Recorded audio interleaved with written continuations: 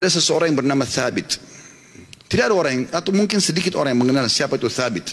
Kali ini Anda akan dengar di khutbah Jumat ini siapa orang ini. Thabit rahimahullah seorang yang sederhana di kota Kufa di Irak dan tidak terlalu dikenal pada saat itu. Tapi dia termasuk orang yang bertakwa kepada Allah Subhanahu wa taala, orangnya miskin.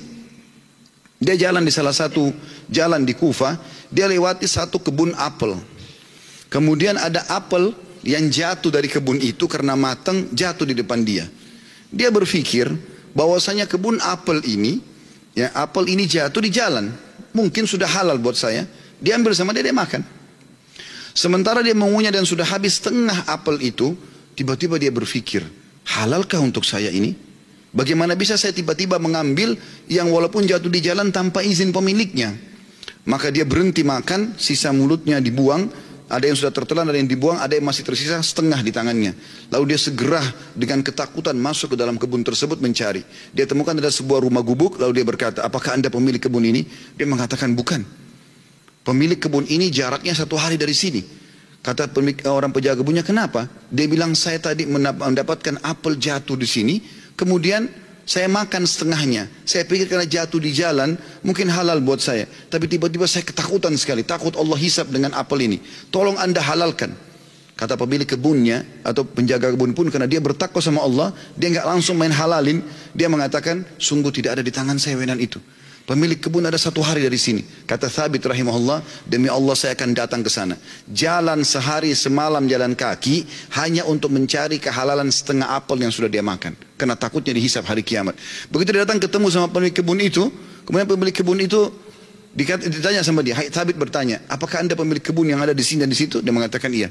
Dia bilang, saya jauh-jauh datang sehari semalam perjalanan karena kemarin kejadiannya begini. Saya temukan ada apel jatuh satu dari pohon Anda di jalanan, lalu saya memakannya karena saya lapar.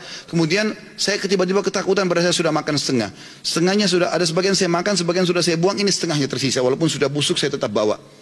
Tolong halalkan. Orang tersebut melihat halal gitu. Lalu kemudian dia mengatakan, pemilik kebunnya mengatakan, apakah kau jauh-jauh datang untuk itu? Dia bilang iya. Kata pemilik kebunnya, saya akan halalkan sama kamu tapi dengan satu syarat. Kata Thabit, apa syaratnya? Kau harus nikahi anak saya. Kata pemilik kebun itu, kau harus nikah anak perempuan saya.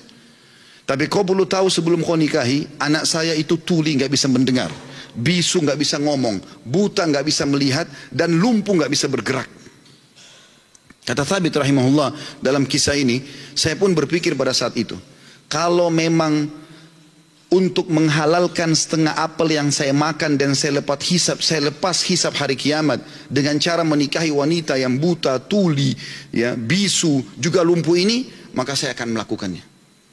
Maka kata Thabit rahimahullah, orang itu tidak tunggu waktu, dia langsung panggil 2 orang saksi, dia minta, ya, dia mengatakan saya nikahkan kau sama anak perempuan saya Fulana binti Fulana, lalu menikahlah dia. Kata Thabit, lalu saya disuruh masuk ke ruangan untuk bertemu dengan istri saya. Terjadi sesuatu yang unik, begitu saya masuk ke dalam kamar tersebut, kamar itu sangat indah dan bersih.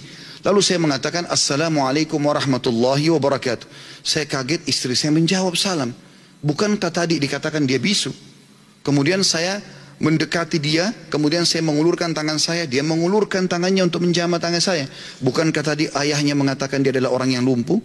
Kemudian pada saat saya salam, dia menjawab, berarti dia mendengarnya, berarti dia bukan tuli. Lalu saya mengatakan, tadi waktu saya ditawarkan nikah sama ayahmu, dikatakan kau itu buta, kau itu tuli, kau itu bisu, kau itu lumpuh. Tapi kau bisa jawab dan dengar salam saya, kau jamah tangan saya. Bagaimana penjelasannya? Kata perempuan tersebut, benar perkataan ayah saya.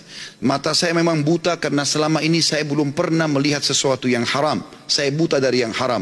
Telinga saya tuli dari sesuatu yang haram, karena sampai detik ini belum pernah telinga saya dengar yang haram. Lisan saya bisu dari sesuatu yang haram, karena tidak pernah saya ucapkan kecuali yang halal atau yang boleh saja. Dan tubuh saya tidak pernah tersentuh kecuali yang halal. Dan ayahku memilihmu sebagai suamiku karena kau telah takut kepada Allah dan meninggalkan yang haram. Apa yang terjadi teman-teman? Kata Thabit, saya pada saat membuka tirai penutup wajah perempuan tersebut, saya temukan perempuan itu orang yang paling cantik, orang yang paling salihah, bahkan menghafal kitabullah. Dan subhanallah, dari keberkahan pernikahan yang meninggalkan yang haram itu, lahir seorang ulama muslimin, Abu Hanifah rahimahullah.